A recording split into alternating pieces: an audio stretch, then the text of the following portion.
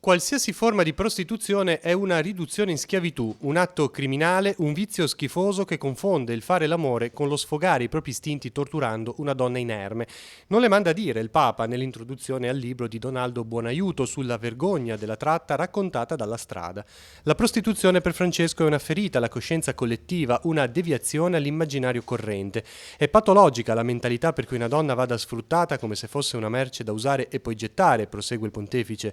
È una malattia dell'umanità, dice ancora nella prefazione, un modo sbagliato di pensare della società. Una persona non può mai essere messa in vendita, commenta Papa Francesco. La disponibilità ad esporsi ai pericoli e alle ritorsioni della criminalità ha fatto delle donne un'inesauribile fonte di guadagni illeciti e vergognosi.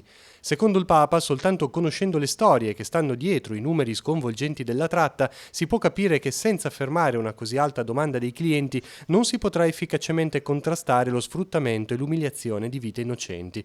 La corruzione è una malattia che non si ferma da sola, aggiunge, serve una presa di coscienza a livello individuale e collettivo, anche come Chiesa. Il grido di dolore di queste povere schiave, conclude Francesco, non può lasciare indifferenti né i singoli individui né le istituzioni. In Liguria i numeri della prostituzione sono in aumento, a dirlo i responsabili della comunità Papa Giovanni XXIII, che da anni sono vicini alle donne con le loro missioni di strada. È un fenomeno che sta cambiando, dice Sergio Musicò, forse anche a causa dei problemi legati al decreto sicurezza. Oggi le nostre case ricevono meno richieste d'aiuto del solito e le donne sembra si prostituiscano non più in strada ma indoor, in luoghi chiusi e nascosti. Da 2 anni, prosegue Musicò, la Papa Giovanni e Ausilium portano avanti il progetto HTH Hope Vis Help contro la tratta, che coinvolge anche Chiavari e che sta dando buoni risultati.